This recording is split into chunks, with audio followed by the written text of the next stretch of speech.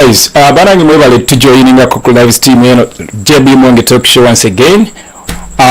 Yes, today is the 26th of January 2024. Banange mukulike mu documentary premiere ya President Bobiwine.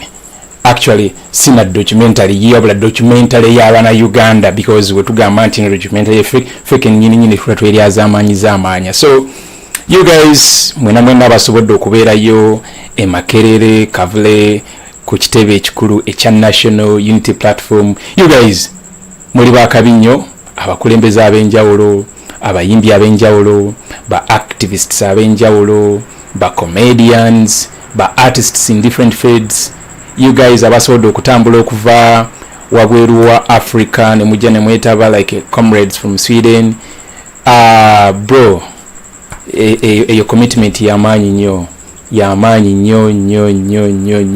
mwebale nnyo naye okusingira ddala abana Uganda bavudde from different parts across this country Uganda ne musobola okubeerawo Makerere Kavule amidst the intimidation of course badde badeployinze wabweru wonna motoka wa military butaayaya naye of course tebalina kibasobola kukola simply because babadde we bakikola beerabisa ate era ne bakireka ne kigenda mu maaso beerabisa songa ne babeeranga bali squeezed nga oli ton nga tolina kyakkola ogamba obusajja buno mbulemese oba mbuleke nolaba kwegamba nga obulemesa osigala weerabisa ate internationally obuleka era osigadde weerabisiza internationally songa tolina kyakkola like currently right now a president of course Ngabona government this documentary Bobiwine was president each and every media platform across the planet bagala okumanya what is it about this documentary olwaliwo engwiride ku mawulire aga Aljazeera of course nge summarizing to the rest of the world eyina engeri gye compilinzemu Bobiwine people's president negisengeka bulungi negenda ng'egitematema ng'egitemerera abantu in written format era zinze okulaba nti no tugiyitamu bulungi naawe otegeere what people out there are reading about Uganda. Yes, naye nga above all nsuubire muli bulungi nasiwa France mwebale ku joining Kenneth Kakulumba, Florence Frona, Connie Naroga. Yeah, like I told you yesterday, also of course okubeera nga commenting ku chat awo, then your comments nezibeera nga ziyitirako ku screen n'obeera nga ate naawe message yo erabibwa abantu netasigala just mu comment section naye nebeera nga abantu abalala bakola ki abantu abalala bagiraba ndowooza mugala bamanyi abo gaba gakyuka at least ne message yo ng'erabika wali waggulu kati owandika message empanvu era eba erabikira bulungi ku screen awo actually kangezeemuko ne mu text message at least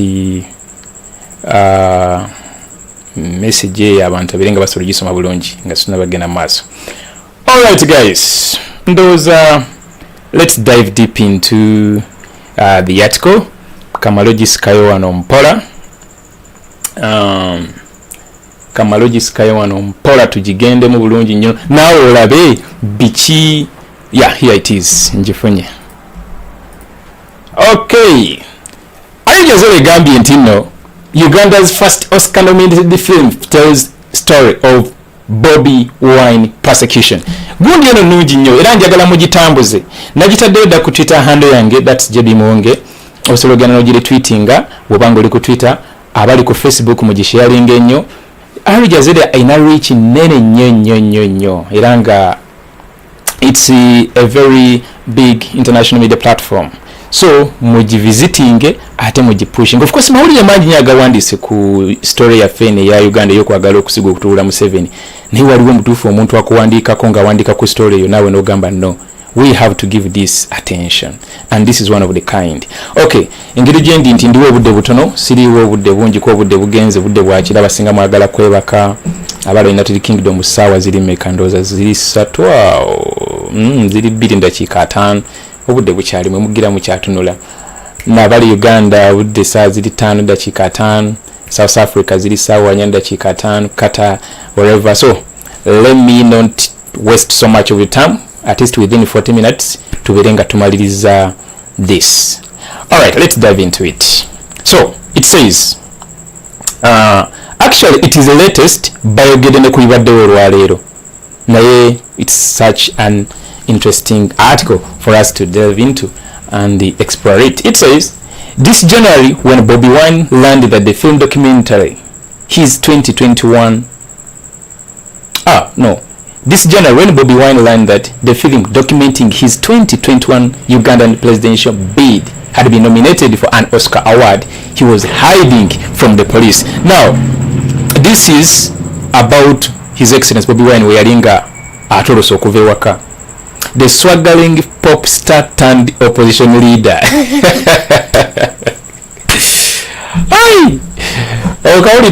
The swaggering pop star turned opposition leader.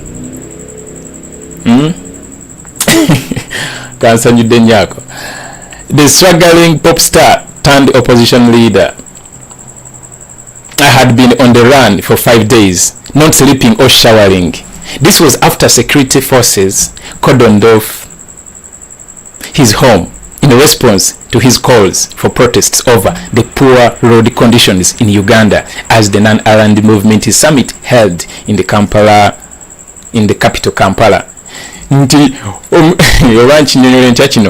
swaggering pop star turned opposition leader. Omanyagana nakubako kali kasilimu fitike akasingo button kanga taginze ko bulungi naye nasoka atambula naye mumanyi engeri president omanyi wa mulembe gwaffe, wa mulembe gwaffe atujja bulungi ate naffe tumujja bulungi kwegamba nabo kenyini bajje ekifaananyi ky'omukulembeze waffe. The swaggering pop star turned opposition leader abadde of course ku misinde olw'oluvannyuma nti abadde tasula waka nga n'okunaba mutuufu tanaba nga ali on the run olw'okuba nti security yasalako amakage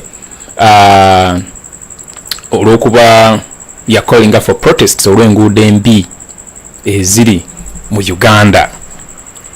Of course protest yagiyita recently wewaliyo namu summit mwena mukyajjukira kimudegamba nti ndogana mawulire gajje buli kimu kiwandyagadde otegeere. Wine, whose real name is Robert Chagulanyi, was shocked by the nomination. I screamed, he said. If there was any police officer nearby, I would have been arrested immediately. Nti yaleka na yakitegeera nti no gundi baji nominate ne documentary. Era singa waliwo maybe awo musirikala muri okumpi.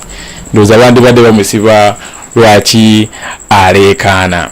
The nomination of Bobiwine, the people's president, for best documentary feature at the Oscars marks the first time a Ugandan film has earned recognition from the Academy Awards. Nti nomination ya documentary eno ekwatagana ku story ya feyo kwagala okujjako Museveni okubeera nga nominatingidwa mu Oscars gwe mulundi ogusoose any film oba documentary oba anything of that sort okubeera nga kiri recognized by the Academy Awards. But while it has led to celebration within Wine's camp, the film is also a surreal reminder of the many challenges the 41-year-old politician has had to confront in his relatively short political career. But while it has led amawulire gano of course gatusanyudde naye ate mujjukire nti eno documentary ekwatagana ku ngeri kugamba ku challenges His Excellency Bobiwine zayiseemu okuva weyasalawo n'agamba nti no okay kati kannombe Museveni head on. Challenge ezo zayiseemu kaseera akatono wadde waliwo okujaganya nti okay tusanyuse documentary yaffe baginominating them Oscars and all that kind of a thing because it's a big deal, it's history in the making. Naye jukira nti in documentary si just ya fan nti oba kusanyuka mu busanyusi nedda ogiraba mutuufu naawe kenyini okola ki okwata kutama n'ogamba naye ensi ki gye tulimu. So profiling ebizibu ebyo challenges Bobiwine byayise mu kaseera akatono nnyo n'Abannayuganda bayise mu kaseera akatono nnyo under Bobiwine is guide okulaba nti no tusiga okulako mu 7. filmed over 5 years. It began with singer Wine's election to the Ugandan parliament in 2017 and shows his meteoric rise through politics, becoming the face of a vibrant youth movement. Documentary, of course, bagikwatidde ebbanga siri ya mwaka gumu 2-3 wabula over 5 years. Era nga bakugamba wano kitandikanga batulaga engeri president Bobiwine gye yali ayingiramu parliament mu 2017. Nengera nekugamba nti in impassioned speeches, the newly minted politician decries a constitutional amendment abolishing presidential age limits. But despite his opposition, the bill passed and allowed incumbent Yoweri Museveni, who seized power in 1986, to run for another term. Another scene follows Wine through the Kamwokya slum, where he grew up, as he sings of freedom and calls on people to rise. A year later, the documentarians are with as Wine as he recovers from torture and a failed assassination attempt, briefly traveling to the United States for treatment. Museveni used to be my favorite revolutionary, he tells filmmakers in a car rolling through downtown Washington, D.C.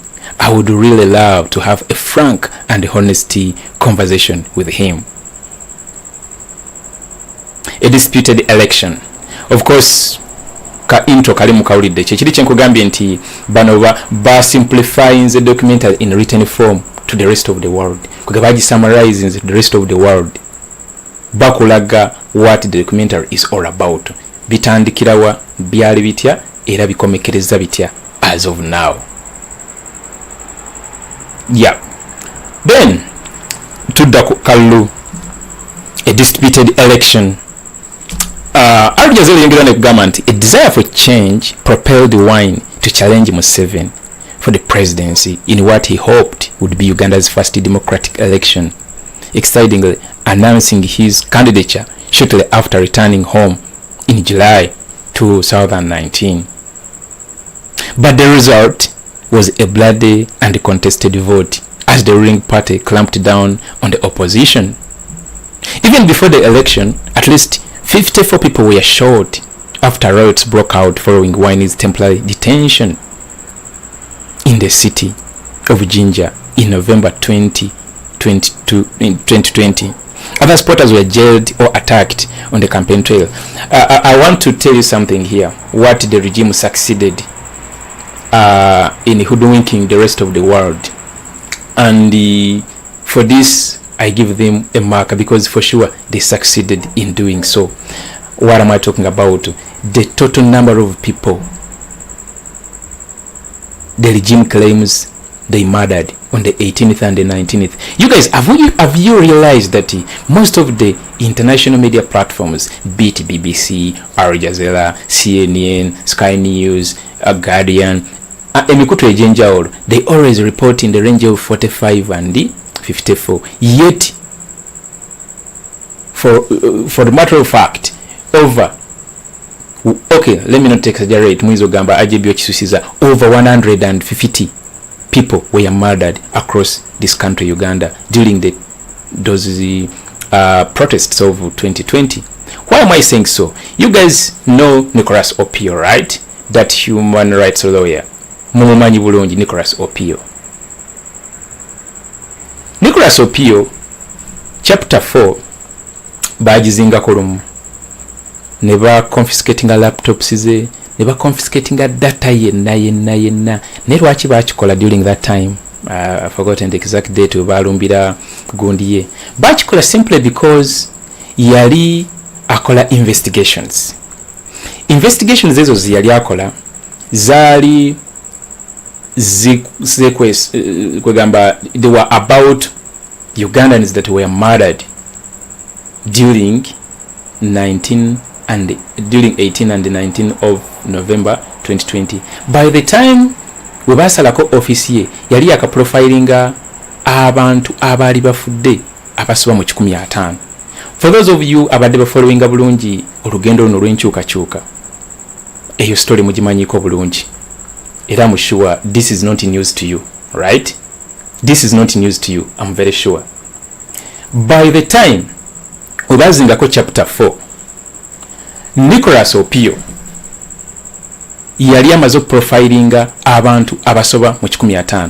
These guys ne basalako office ye, ne batwala ne badismantlinga buli kimu, ne batwala hard drives, ne batwala buli kimu ngoli wanajja nasena zino computer najja weno buli kimu n'ebitabo byonna bali wandikamu buli kimu ne bakitwala. Mukyajjukira during those days.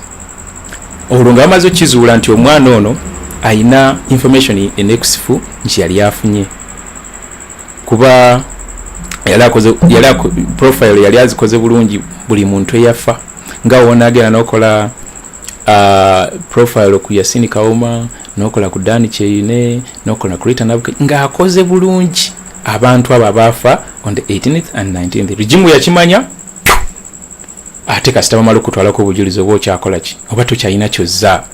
You remember what happened in 2020? Mukyajjukira bulungi nti police era yasalako ekitebe kya NUP netwala signatures Secretary General ne team ze bali ba collectings okwetoola Uganda. Mujjukire nti prerequisite for you to be nominated to stand for president, you have to provide at least 100 signatures of people endorsing you per district in Uganda. And our comrades had organized, they had actually gotten over 7 million signatures. And once the regime learned about that, you know what happened? Basalako ekibiina, basalako kamocha ne batwala buli kimu. Mukyajjukira ebintu ebatwalira mu bukutiya. Police yasalako, UPDF nesalako, Red Top nesalako, counterterrorism nesalako, ne batwala CCTV drives, ne batwala cameras, ne badismantlinga buli kimu. You remember that day. So n'emikono ne bagitwala ne batwala ne sente ezimu.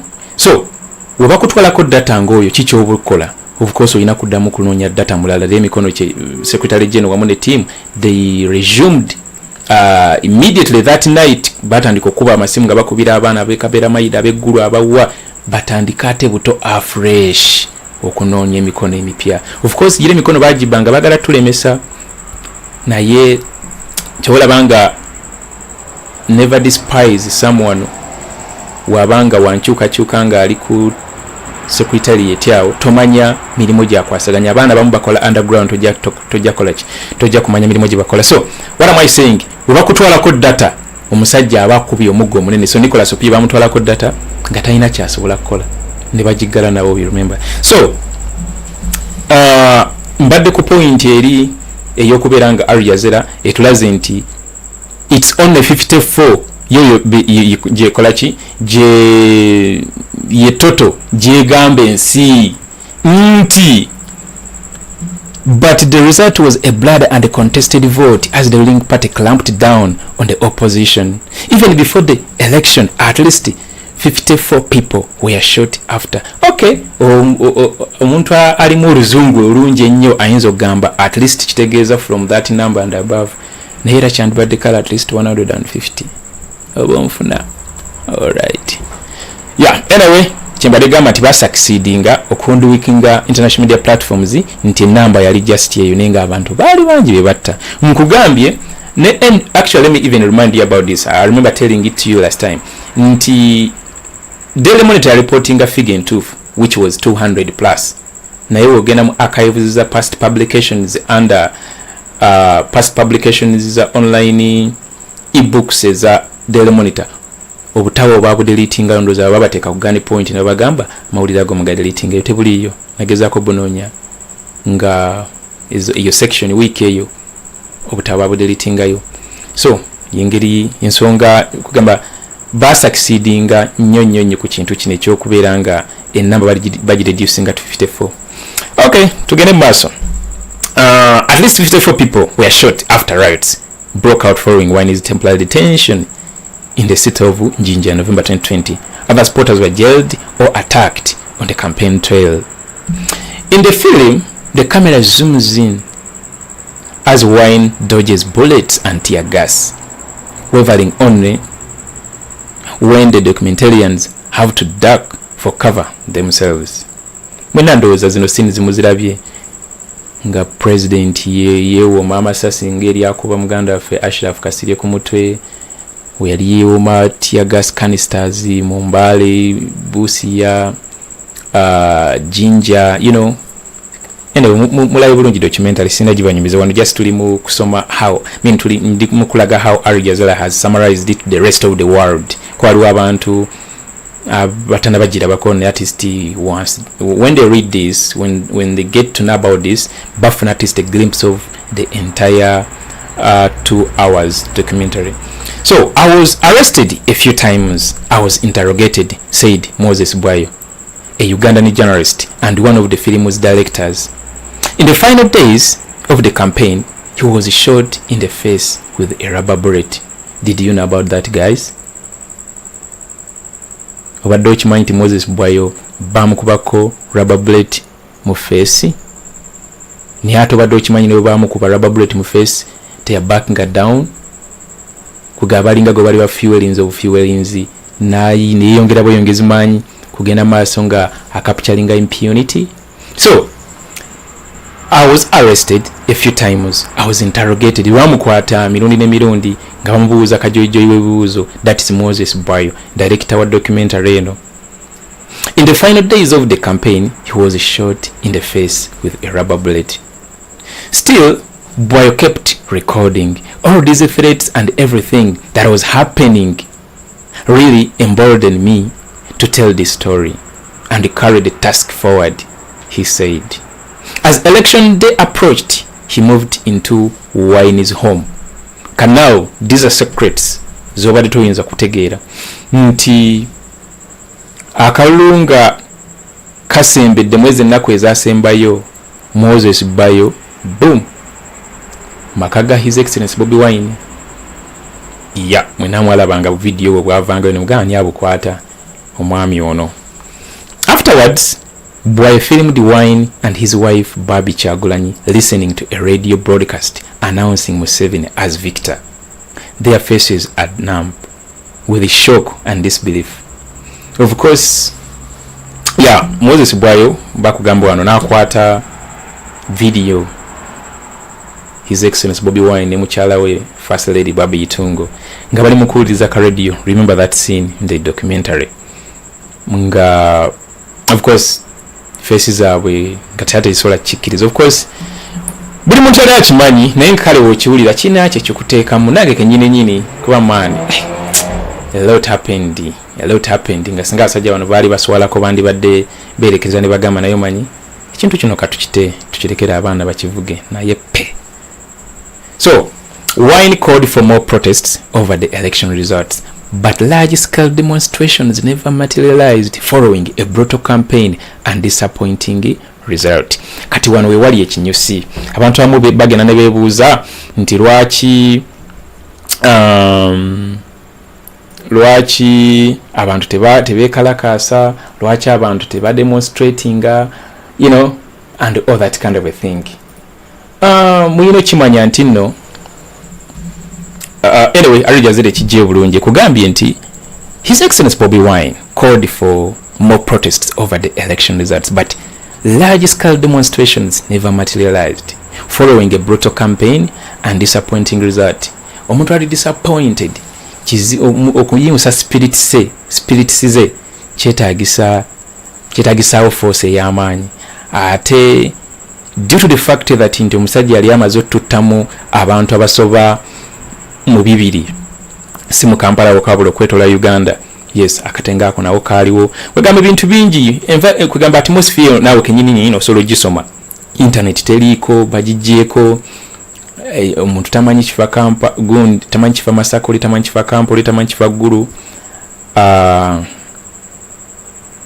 Equator TV News, Equator NUP News TV, that is muganda wange ali Masaka yangamba nti abaana Masaka bateekawo ekifuba ekyamaanyi n'obusajja ne bwa neutralizing nga abasajja bali ba deploying heavily. They had deployed heavily. Ate nno nga tobamanyi bokwatagana nabo kugamba abajasi tobategeera bambadde engoye za njawulo size za bulijjo ezaffe tumanyi ne kitujjukiza Museveni yagamba nti of course yajjayo ba snipers bokuva Somalia balocate team jajja nayo and all that kind of a thing. So yeah, 7 yali atidde nnyo era in terms of amasasi n'ebisigadde yali preparing zibunu kyolanga yatuttamu abaana bangi. So all of that disappointment, all of that brutal campaign and disappointing results zalowalinga spirits z'abantu, and when His Excellency called for protests over the results, large scale demonstrations never materialized. Netwengerayo Aljazeera nekugamba nti deciding he was no longer safe in Uganda, Bwayo captured a final scene of Bobiwine once again singing songs of freedom in Kamocha.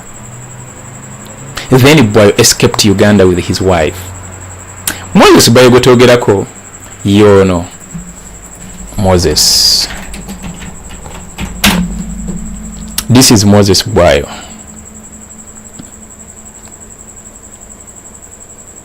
Solo mufuna wano. Yeah, this is Moses Bwayo. Kati kiki nekifaananyi kibadde batugamba bamufeese. Yeah, ndowooza mulaba bulungi. This is Moses Bwayo. Mukyajjukira omuvubuka ono bulungi nnyo oba omwami ono during kanteekeko full screen. Yeah, let me show you a full screen of this. Where is my thing? Alright, here it is. Yeah, this is Moses Bwayo. Akafaananyi kano mukajjukira kano keni muhovalingamu. Yeah, olunaku olwo ndowooza baali mu Northern Uganda babalirira. Remember that day olunaku olwo president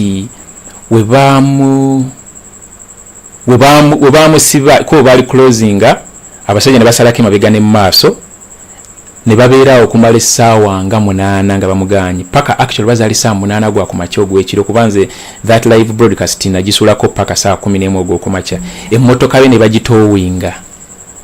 Yeah, I think that's the day we bakuba ba journalist amasasi. Yeah, I remember that day very well.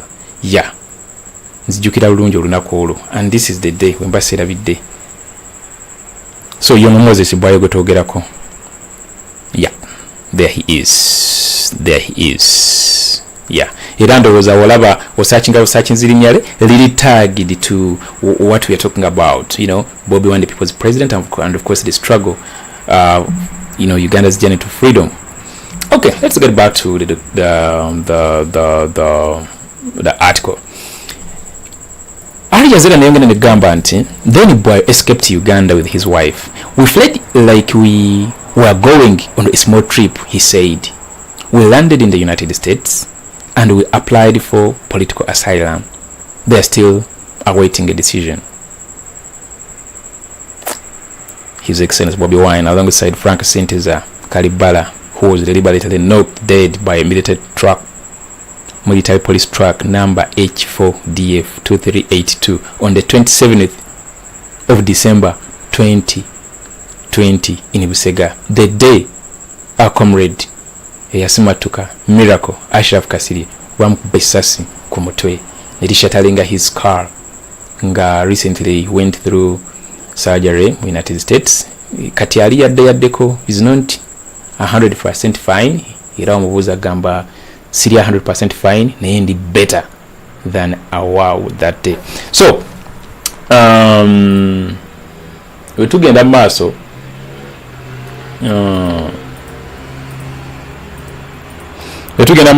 documenting repression. Now this is documenting Museveni's repression. This week Wine told Aljazeera that the film is a documentation of all he suffered and the challenges still facing his homeland. We've been able to present the reality in Uganda, uncensored and unedited, to the international community, the opposition leader said. It showcases the brutality of the Museveni regime, but also the resilience of the Ugandan people in pushing back against impunity, against injustice, added David Lewis Rubongoya, Secretary General of Wine's National Unity Platform political party. Weekend nyini His Excellency Bobiwine ayogeddeko ne Aljazeera. N'agigamba nti firimu eno edocumentinga buli kimu kyayiseemu n'ebizibu Uganda byefeesinga. N'akugamba nti Bobiwine yagambye nti balaze ekituufu ekigenda maaso mu Uganda kiri unedited nga sigamba nti bagitirize editings nga tebalina kye basazeemu nti video girabanga bwe yali nga sigamba nti balina kye babiseeko. Bagi presenting eri international community buli muntu alabe ekulagira ddala obutujju bwa Museveni naye okusingira ddala obumalirivu abana Uganda okugenda mu maaso nga balwanyisa obukenuzi, injustice n'ebisigadde. Ekyo Secretary General waffe yakyongeddeko. Of course kiba kitegeeza Aljazeera yayogeddeko wamu ne President ate wamu ne Secretary General. Tugenda mu maaso Aljazeera ne kugamba nti the threat of harsh repression still hangs over the Ugandan population, analysts assert. But Museveni, who has now been in power for some 38 years, is becoming increasingly paranoid as another election looms on the horizon. Violence may have succeeded in the short run. Njagala kano ukawulirize bulungi. Just pay attention to this. Violence may have succeeded in the short run in terms of preventing a wide protest movement from emerging after the polls. Michael Mutyaba, a Ugandan academic at the SOAS University of London, said of the 2021 vote. But if you look at it in the long term, I don't think it succeeded. What it did was expose the regime more to the international criticism and reveal things that it had maybe successfully concealed for a long time. Mutyaba told Aljazeera. Now, violence nti ayinza okuba ya succeedinga okulemesa abantu okuyimukiramu. Nti violence Museveni gwe yatutuusaako ffe bana Uganda okututta, okutusiba, okututulugunya, okukola buli kimu kimulaba oba kimujja mulaba buli lunaku nga n'olwale ne yesterday balina omwana gwe babudactinze just lwakwambala overall ya NUP. Ebyo byonna nti biyinza okuba bya succeedinga mu kaseera akatono ako okulemesa abantu okuyimuka kuba akatenga ako that climate y'obutiitizi ereetera of course abantu okukola ki spiti zaabwe okubeera nga ziri wansi ez'okukola ekyo ekituufu kye balina okukola. Nti yes, violence yanza okuba yalemesa protests nti naye bw'okitunuulira mu long term ate kyayongera kulabisa regime ya Museveni to the rest of the world. Maybe ebintu ebyo bibabadde bakwese ebbanga n'ebbanga nga bwe tujja tusiba tubagamba nti Museveni abadde yeesiga ekifaananyi kyatali. Abantu abamu munnange outside of Uganda bakyamulaba nga Godfather, bakyamulaba nga omuntu ali mu kuki kyobalaba ngono PLO Lumumba si bwe yavaayo n'agamba nti Museveni asaana kubeera East African president. Akakasajja nze wekantamira mujja kunsonya omukimanyi mulimu abakagala. Yes, kayina ebigambo birungi bekagala. Naye nze if you trust this regime, I don't trust you, I don't respect you, and actually you are my enemy, period. Tituti wali kuteesa. If you trust Museveni's regime, I personally sinza kuwa respect, sinza ku trustinga, ate nkutwalanga mulabe wange. Because kiba kitegeeza tokola research amala kulaba biki ebigenda maaso under this guy's leadership. You know, so abantu abamu badde bakyamulaba ng'omuntu akyali mukko. Kyekugamba nti ekifaananyi yali yakisiiga bulungi. Ekifaananyi Museveni yali yakisiiga bulungi outside of Uganda. Naye violence ono amulabisizza kamasiki kalike yali yeeteekako kate tekakyaliko. So Mutyaba kyakugamba wano nti yes, violence ono ayinza okuba yalemesa nationwide protests naye ate in the long run kirabisizza Museveni internationally n'obwo obuyisayisa obi bwe yali yakwese kati takyasobola kubukweka. You know, so Aljazeera nayongera nekugamba nti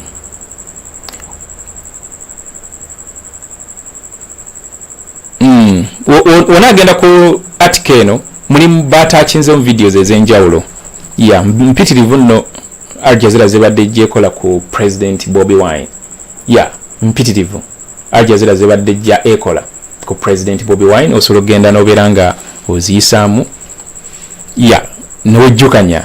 Like I always tell you, feeding this mind is like a bathing. We need it every day. We do not need to forget the things. Otherwise, sagala okere ku machato otandike kula Museveni ng'akyalimu amaanyi. Sagala otandike kula mutabani we ng'alimu ku magezi. Sagala otandike kula regime ya Museveni eno ekyasolotereza embeera. Olunga to feedinga bwongo obwo n'ebyo by'olina kubufiidinga. So, I will ask you guys, muba mugenze mu article eno, such videos temuzikola ki temuzibuka muzirabe bulungi mugene maaso nga mwijjukanya biki ebaddewo. A lot has happened, of course. Our story. Meanwhile, Bwayo and Christopher Sharp, the film's other director, trimmed 4,000 hours of footage to just a few hours of runtime. Ekyo president akyogeddeko n'olwaleero nti balina footage aweza hours 10,000, watch hours 10,000. Kabaka mwanga. Let me explain to you that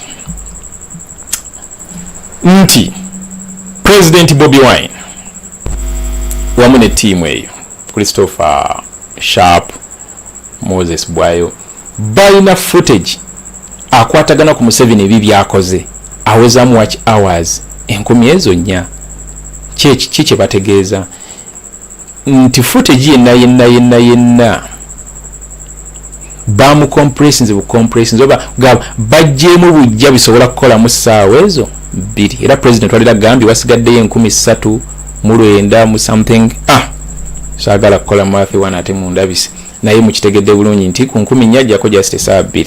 So what does it mean? It means oli footage yenna nga bakuba Ashraf Kasiri esasi, nga bakuba Rita Nabukenya, ebya Bobiwine, ebya nomination den lina banyumiza nti ne ka clip ka nomination yako president nga bamuyuza amakooti tekalimu engeri gye batamu franka sente za footage yenna bamuyina.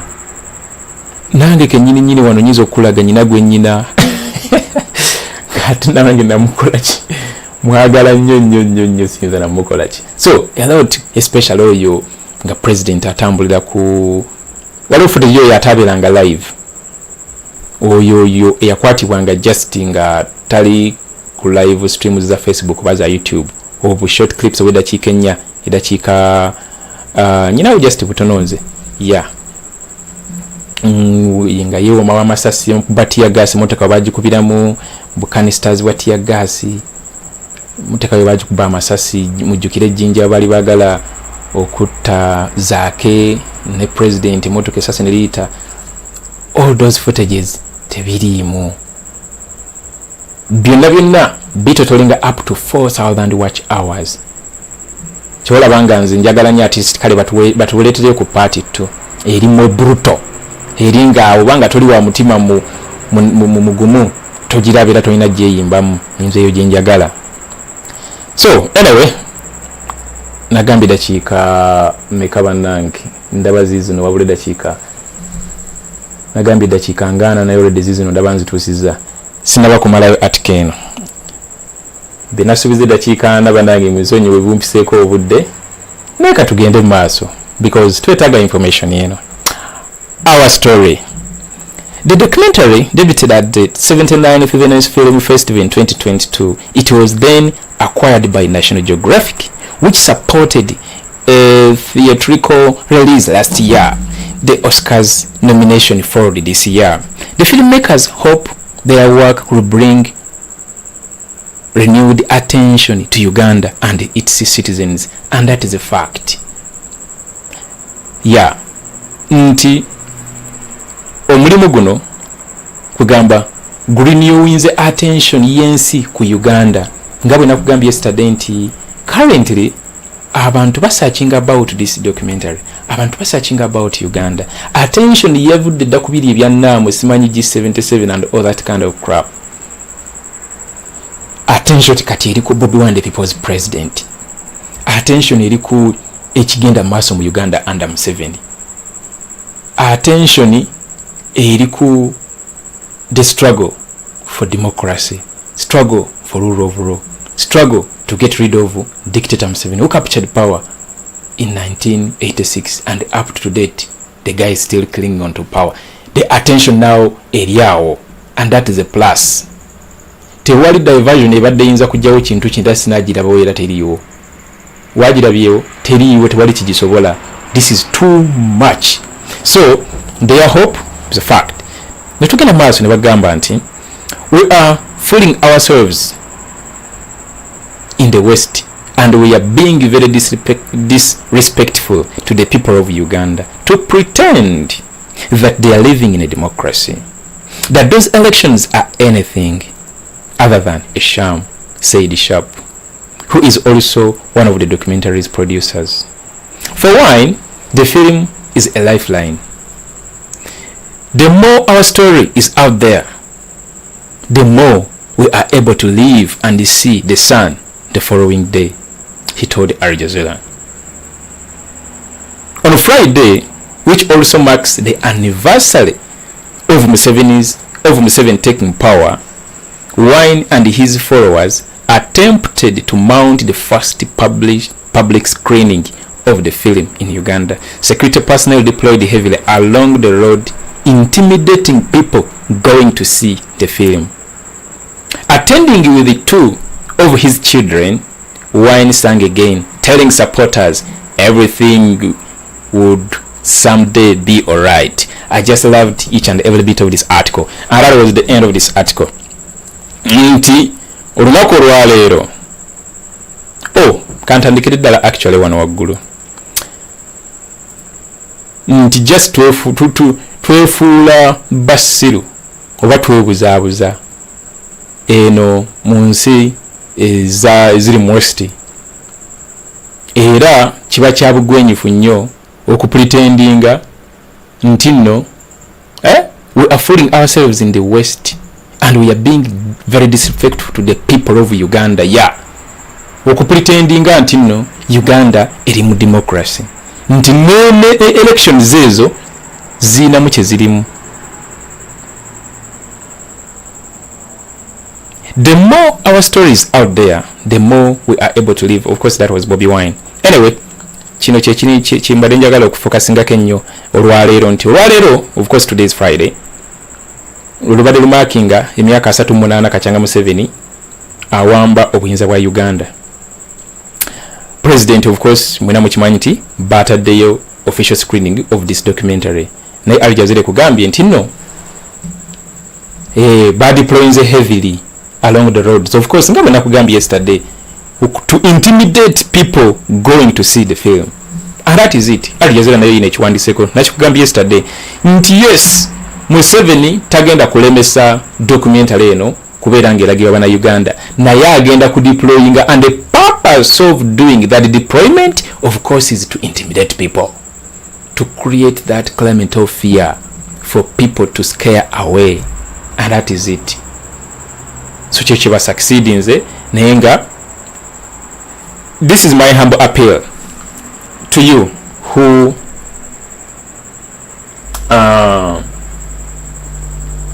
people of Uganda who actually would love to see a new Uganda, who advocate for a non-fictional socio-economic and political change in Uganda. About this documentary, weefirizeeyo omutwalo, weefirizeeyo emitwalo ebiri, sacrifice 10,000, sacrifice 20,000, find someone who can actually burn this documentary on 2 CDs they sent to villages. You know, we have places in villages where we usually to go and relax in the evening, you know, take a cup of coffee alongside bread, and then you watch in a chibanda. I once received a call from someone in Zimbabwe, and he told me, JP, bu video bw'oteeka ku Facebook obutukolera nnyo nze mba sinaba kulaga bantu firimu eno ku kyalo kyaffe olumu ntera okujjayo video bwo ne mbudownloadinga ne mbuteeka ne nsooka mbubalaga awo firimu ne dyoka etandika maani naddamu amaanyi omwana yaŋŋamba ekigambo ekyo ne ŋŋamba wait a minute is this real nenga it was real kuba omwana yankubira esimu n'akiŋŋamba. So what I can ask you guys kye tusobola okukola sacrifice 10,000 20,000 50,000 hey just make your own connection because we all have friends, you know, sigamba nti no, you know, tufube engeri tufune engeri gye tusobola okubandingamu firimu eno tugiteeke ku CDs tugipushinge mu byalo eyi wali dipa ko waliwo abantu abatategeera kikigenda mu maaso abaana bazirabe abaana balabe ekituufu ekigenda mu maaso mu Uganda. This is not a film, this is actually documentary. This sigamba nti no bizanye this biruriyo nabo kenyini bajja kweraba nga His Excellency ayita mu bitundu byabwe nti wano president yali mu kitundu kyaffe okirabye nti mutabani wa gundi omulabye nti yuyo. Let's do this. This is the only way we can spread this message. Tugitambulize ku CDs tugipushing mu byalo. Yeah, tugitambulize ku CDs tugipushing mu byalo. That's the best that we can do. Tambuliza ku CD, funa CD oyo kye CD artist nga bitano kuba 10 newe ziba 2-3 nozipushing mu kyalo kyewammwe. Gwe ku kyalo temuyinayo mulabira firimu we mwakunganiranga ng'okyali muto oba wakulirako mu kyalo. Ebibande ebyo bikyaliyo toyina connection side eyo n'okubayo akasimu n'obuuzo waaye ani abalaga firimu awe kawungezi nga mupoye njagala musindikirayo CD eriko documentary eraga ebigenda maaso mu Uganda oba ebyaliwo ntukikoze tutya. Do you get what I mean? Tetubyogerako bwogezi tubikole. This is the only way we can update the minds of our people deep down there in the villages. You know, they are always stifled of this information. The TV stations, zebalaba, radio stations zebawuliriza tezina kisobola balaga. Naye basindikira sidinga 10 ne balaba documentary eno obungo bwawe bwa updating nti bino musajja byayitamu. Bino ebintu tebabiraba ku TV. Tebabiwulira, tebabiraba, I don't know. Abamu nange tebalina zi smartphones. Ne wapoyeramu wali ku kibanda ngeno wanywa ka chayike bulungi nnyo bwati. Wanywa ka chayike ngeri walaba tayinza na kamala mu iraka omuza wali wansi nagamba wait a minute. Bino president byayitamu. Obungo bwabwe tubu updating nga tubasindikira CDs ezenjawulo. Message eno banange mugitambuze mbegayiridde nnyo. Mbegayiridde nnyo. Message eno mugitambuze nnyo. Documentary giri ku YouTube. Abaana bamanyi kikola sigamba nti no tebamanyi Uganda tuli bagezi nnyo. Nze nkimanyi Uganda tuli bagezi. Tusobola okukola buli kimu. Sina kintu gye nasomera kola bino byendi mukola bino byonna. Nenze nabye setting nze nabyeyigiriza because we have to devise means of pushing this message out there. So abana gye bali abagezi tewebuza banakikola batya bamanyi ekyo kola bajja downloading from YouTube baji banning using banning movie banning softwares bagiteke ku CD baji distributing message eno mugitambuze nnyo mbasabye. Yeah. Zadi dakiikana John Sempala. Yes. What the was anti John Sempala was actually can take a no comment sections. Let me put this.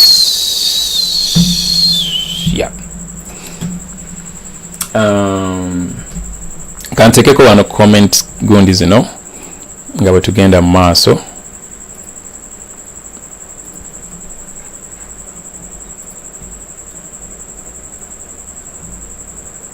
Okay. Maloteekayo ku comments zammwe bulungi ku screen awo.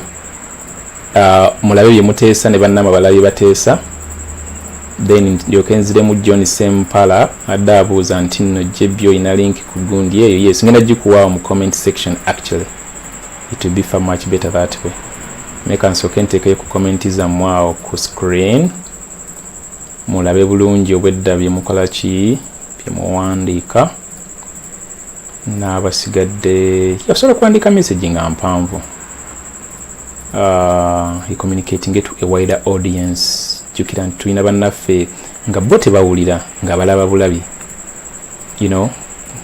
ng'asobola okusoma naye nga tawulira so nga wajja ku vidiyo eno at least asobola okusoma message yo gy'owandiise ku screen yawo n'agamba okay that's why sometimes wabeerawo obugambo obuyitayitawo awo wansi wabeerayo ababisoma obusomi nga yeetawulira muli byakola ki